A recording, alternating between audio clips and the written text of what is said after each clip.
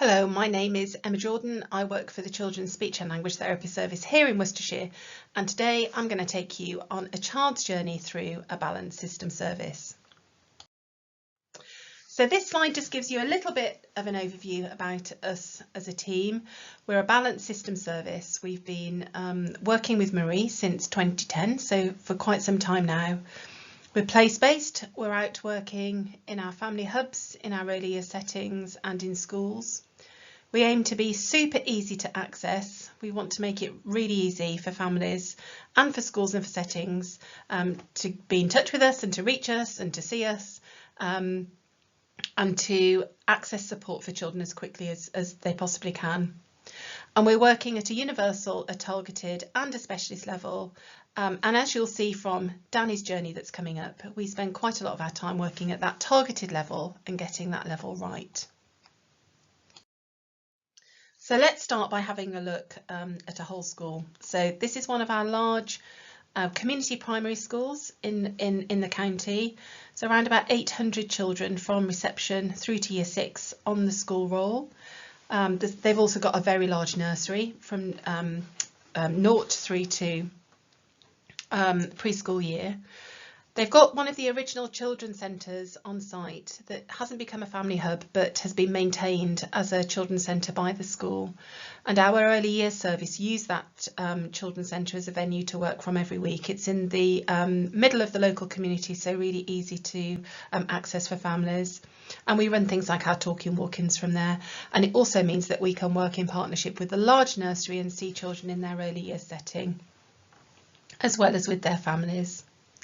And then in the school we've got our core NHS service for the school, and the school top that up with some additional support that they buy in from us, so more of the same service. They commission that from us on a year-long contract. So we've got a team of therapists and an assistant practitioner who work in the school on a weekly basis to deliver those two things together, so it's one seamless service for the school to access. And then the school's also working through the balance system for schools and settings and that accreditation. So if we look at some numbers, we've got about 68, 70 children on the speech and language therapy caseload, and 4 of those children have a plan. And in total across the school, there's around 150 children who've got identified speech, language and communication needs. So that includes those 68 children who are known to us and around another 80 children who are supported by the school. So it might be that those children are have been known to us in the past and are now supported appropriately by the school. It might be that those children are heading to us in the future, but at the moment they're being supported by the school and the school is delivering some support for them. Or it might be that they won't ever need any support from us, that they'll just be appropriately supported by the school and the provision that's available already in the school for SLCN.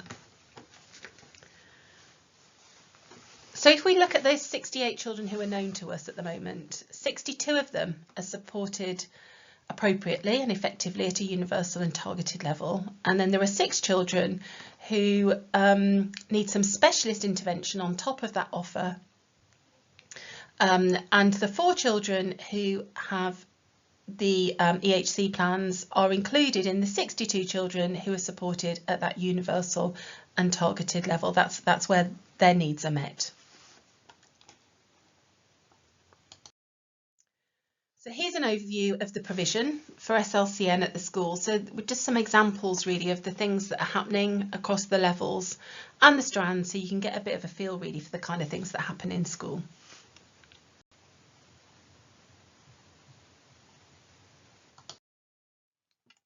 So we'll take a look now at Danny's journey. So here's a quick reminder of the balance system strands. So we've got family support, environment, workforce, identification and intervention. So Danny was in year 1 when his mum became concerned about his understanding and his talking. And she said up until then she didn't really have any concerns, and she wondered whether it was that move from a play-based reception environment to year 1 that had made some of his difficulties a little bit more apparent. We hadn't identified any difficulties down in reception as a school. The school didn't that year, when Danny was in reception, use a universal screening tool to screen every child's receptive language or understanding when they came into school. So it might have been that Danny would have been identified at that point had something like that being used. But he wasn't. So the first time we heard about Danny was when his mum came along to a drop-in session, and she met with the therapist and just talked about her concerns about Danny, and it was agreed that based on what she'd said, that we really did need to offer some support to Danny and also see him for some more assessment as well. So the first thing that happened was that he was supported universally in class, because there were things happening in class already to support his attention, his listening, his understanding, visually supporting him. It's a communication friendly classroom, so already had access to visual support in the class. The teacher was trained in using different approaches in the classroom, things like vocabulary teaching, and Danny immediately was supported in that way, with more of a focus as well within that universal support. And then around about 4 weeks later, we saw him for his first assessment, and we saw him in the classroom and we saw him on his own for some individual assessment, and we identified that he did have some underlying difficulties understanding and using language, and on assessment he was he'd got some significant difficulties, some moderate to significant difficulties with language. So we identified that he needed some support at a targeted level. So he began some targeted intervention in a small group. He accessed a couple of different targeted interventions. It was 2 or 3 interventions over that first academic year, interventions that are Worcestershire based interventions that we've developed ourselves. And those interventions were delivered by trained teaching assistants, and there was some on-the-job training and support for one of the TAs that was involved from our team, as well as from the communication TA who's on site at school. We've got a number of communication TAs at that school because it's a big school. And activities were also sent home linked to that targeted intervention, so that the family could follow some of those things up at home and give further opportunities for Danny to use some of those new skills while he was at home. And there was also some follow-up back in the class, some further visual support linked to those interventions, things like sentence frames and sentence building frames that were used back in the classroom to help Danny to use his new skills back in class, as well as developing those skills while he was in accessing that small group.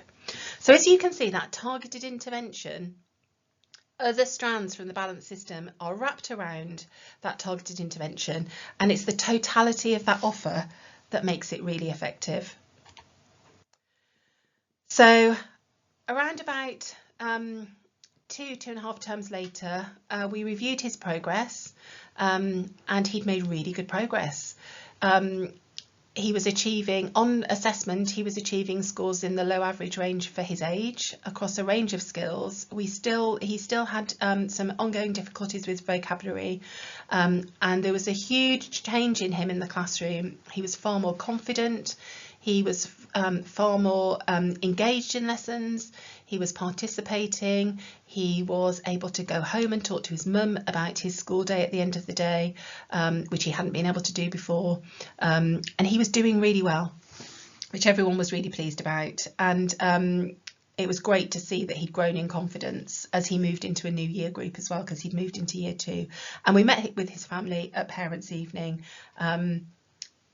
and we decided what we would do next, which was for Danny to join some more small group targeted intervention for just one area of language, his vocabulary skills, so that we could continue with the progress that we'd made.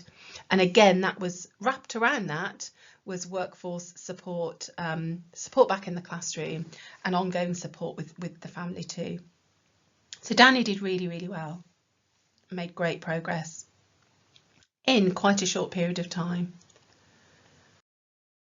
So here's the overview for Danny, if you're interested in a little bit more of the detail. The key learning really from Danny is about the easy access, because it was that drop-in that made it possible for us to speak to mum and come up with a plan very quickly and see him quickly, and then put in support quickly so that he could make progress.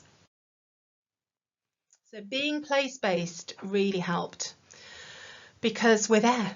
It makes the whole thing really easy, because you're on site, you're there, you're accessible to families, accessible to school staff, and you're there working in classrooms alongside children, and you've got access to classrooms and the playground and functional settings where you can work alongside and see children. And that ease of access, having that open door policy so that we can have conversations with each other and with families, rather than hoops for people to jump through or criteria for people to meet. So there's no prioritisation system here in Worcestershire. We see children, we work together to identify what they need, and if part of meeting that need involves us, whatever level of support that might be, that's what we then go and do. So it's easy. It's easy access to support.